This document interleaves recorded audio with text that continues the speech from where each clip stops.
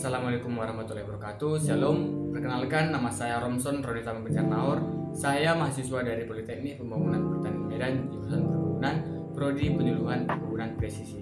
Kelas saya itu kelas Gunung Kita.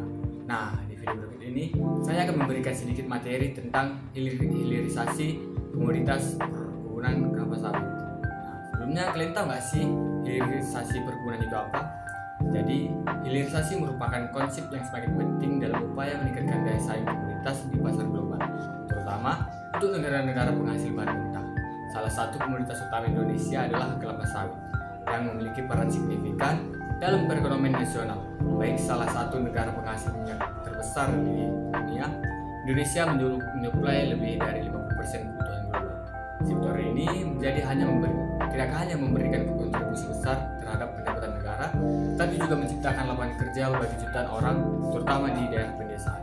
Namun, meskipun permintaan untuk minyak kelapa sawit terus meningkat, banyak pelaku industri yang masih mengandalkan penjual produk mentah seperti minyak sawit mentah atau CPO, tanpa melakukan proses hilirisasi. Hal ini mengakibatkan rendahnya nilai tambah yang diterima oleh petani dan pelaku usaha di sektor itu. Oleh karena itu, hilirisasi menjadi sangat penting untuk meningkatkan nilai ekonomi dan daya saing produk sawit Indonesia. Jadi, hilirisasi itu bertujuan untuk mengubah bahan mentah menjadi produk dengan nilai tambah yang lebih tinggi. Dengan melakukan hilirisasi, industri sawit dapat meningkatkan pendapatan melalui pengolahan CPO menjadi produk olahan seperti minyak goreng, margarin, biodiesel. Petani dan pelaku usaha dapat memperoleh harga yang lebih baik. Yang kedua itu mengurangi limbah. Proses hilirisasi juga memungkinkan pemanfaatan limbah dari produksi sawit menjadi produk yang berguna seperti pupuk organik dan biogas. Lalu ada menciptakan lapangan kerja. Dengan berkembangnya sektor pengolahan, banyak lapangan kerja baru yang diciptakan sehingga mengurangi angka pengangguran di daerah pedesaan. Nah, hilirisasi itu memiliki relevansi yang sangat kuat dalam konteks global karena satu, permintaan yang meningkat. Permintaan untuk minyak kelapa sawit dan produk turunannya terus meningkat, terutama dari negara-negara berkembang dan maju. Hal ini menciptakan peluang besar bagi Indonesia untuk memperluas pangsa pasarnya, terutama dalam industri makanan dan kosmetik. Yang kedua itu adalah keberlanjutan. Fokus pada hilirisasi tidak hanya untuk meningkatkan profitabilitas, tetapi juga berkontribusi pada berkeberlanjutan lingkungan. Pengolahan yang efisien dapat mengurangi jejak karbon dan memanfaatkan sumber daya secara lebih bertanggung jawab. Yang terakhir itu ada inovasi dan teknologi. Proses hilirisasi mendorong penggunaan teknologi baru dan inovasi dalam pengolahan yang dapat meningkatkan efisiensi dan kualitas produk. Dengan pemanfaatan teknologi modern, industri sawit dapat lebih kompetitif di pasar global. Meskipun potensi hilirisasi sangat besar, ada berbagai tantangan yang perlu diatasi, seperti satu, kualitas bahan baku. Variabilitas kualitas bahan baku dapat mempengaruhi hasil akhir produk. Oleh karena itu, penting bagi petani untuk menerapkan praktik budidaya yang baik agar kualitas buah sawit memenuhi standar industri. Yang kedua, akses terhadap teknologi. Banyak pelaku usaha kecil yang kesulitan mengakses teknologi modern untuk proses hilirisasi. Investasi dan teknologi yang efisien sangat penting untuk meningkatkan produktivitas. Yang ketiga ada regulasi dan tidak konsisten. Kebijakan pemerintah yang tidak konsisten atau kurang mendukung dapat menghambat investasi dan pengembangan sektor ini. Diperlukan dukungan regulasi yang jelas dan konsisten untuk mendorong hilirisasi. Nah, untuk mencapai hilirisasi yang efektif, penting untuk melakukan pelatihan dan edukasi kepada petani dan pelaku industri. Pengetahuan tentang teknik pengolahan yang baik, melakukan manajemen usaha, dan pemasaran produk sangat diperlukan untuk meningkatkan daya saing. Program pelatihan yang komprehensif dapat membantu petani meningkatkan keterampilan mereka dalam pengolahan dan pemasaran, serta memahami pentingnya kualitas produk. Dengan memahami pentingnya hilirisasi, tantangan yang ada, dan potensi ekonomi yang bisa dicapai, kita bisa mengembangkan strategi yang lebih baik untuk mengolah komoditas sawit menjadi produk bernilai tinggi. Proses ini tidak hanya akan memberikan manfaat ekonomi, tapi juga berkontribusi pada pembangunan berkelanjutan dan kesejahteraan masyarakat. Melalui hilirisasi, Indonesia dapat mempromosikan dirinya sebagai pemimpin dan industri minyak kelapa sawit yang berkelanjutan dan inovatif.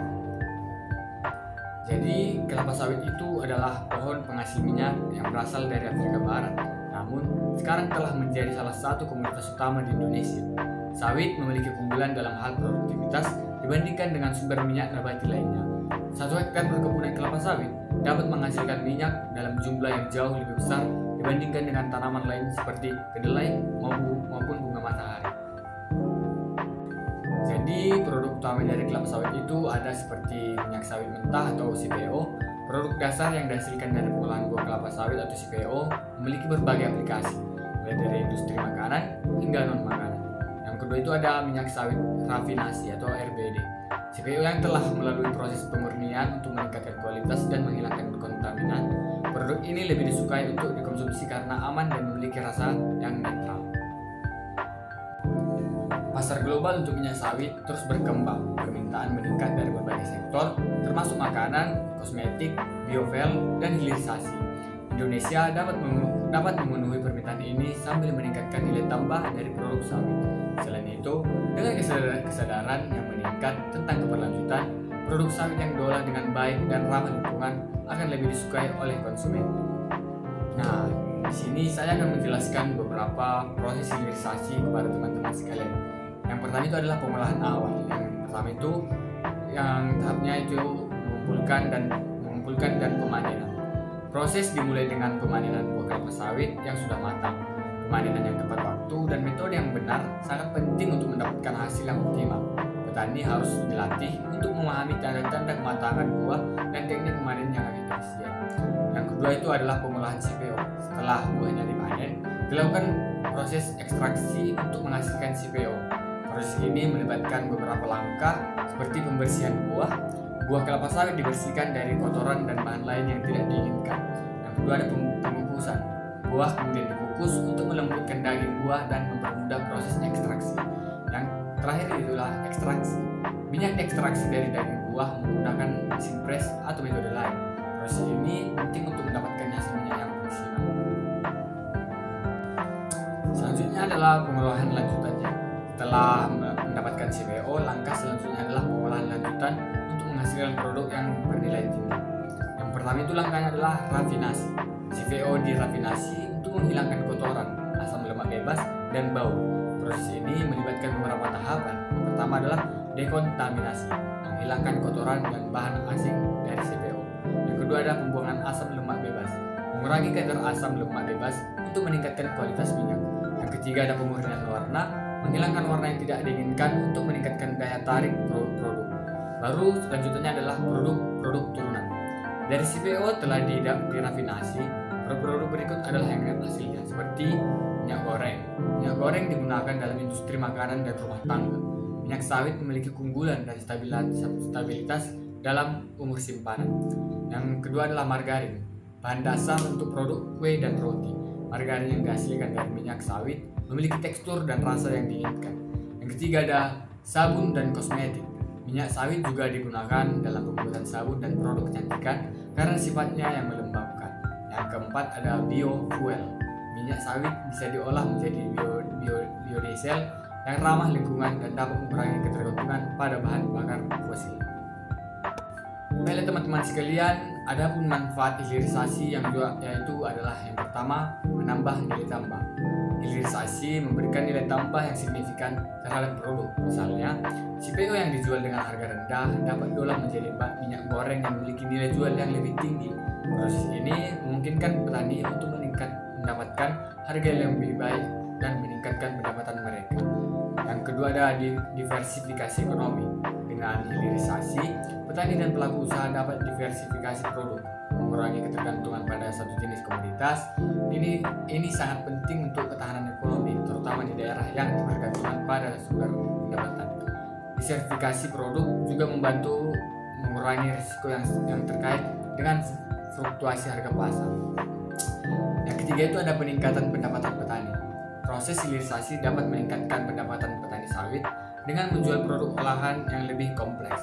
Mereka dapat memperoleh keuntungan yang lebih besar dibandingkan hanya dengan menjual bahan mentah. Hal ini juga mendukung kesejahteraan petani dan meningkatkan akses mereka terhadap pendidikan dan kesehatan. Jadi teman-teman, hilirisasi itu memang sangat penting dan sangat menguntungkan bagi masyarakat dan petani. Tapi hilirisasi ini juga memiliki beberapa tantangan yang berpengaruh dalam keadaan pemprosesannya, seperti kualitas sumber daya. Salah satu tantangan utama adalah kualitas bahan baku. Standar kualitas yang bervariasi dapat mempengaruhi hasil akhir produk. Oleh karena itu, penting untuk menerapkan praktik budidaya yang baik seperti pemupukan yang tepat dan pengendalian hama yang efektif. Yang kedua ada teknologi. Ketersediaan diakses terhadap teknologi pengolahan yang modern sangat penting untuk memastikan efisiensi dan efektivitas dalam proses hilirisasi. Investasi dalam teknologi baru dapat meningkatkan produktivitas dan kualitas. Pelatihan dan pendidikan untuk petani dan pekerja di sektor pengolahan juga sangat diperlukan untuk memanfaatkan teknologi dengan baik.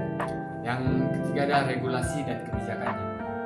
Dukungan pemerintah dalam bentuk kebijakan yang mendukung hilirisasi sangat penting. Regulasi yang jelas dapat membantu menciptakan iklim investasi yang baik dan mendorong inovasi dalam industri sawit. Selain itu, kebijakan yang mendukung keberlanjutan lingkungan juga harus menjadi prioritas. Jadi teman-teman sekalian, kesimpulannya itu adalah hilirisasi komoditas sawit merupakan langkah strategis untuk meningkatkan nilai ekonomi, menciptakan lapangan kerja, dan memaksimalkan potensi sumber daya alam. Dengan mengolah kelapa sawit menjadi produk yang lebih bernilai, tidak hanya akan mendapatkan peningkatan pendapatan pada petani, tapi juga memberikan kontribusi positif bagi perekonomian nasional. Saya pikir teman-teman cukup sekianlah materi yang dapat saya berikan tentang hilirisasi pada saat hari ini. Kiranya apa yang telah saya sampaikan dalam video berikut ini dapat bermanfaat bagi kita semua. Terima kasih telah menonton.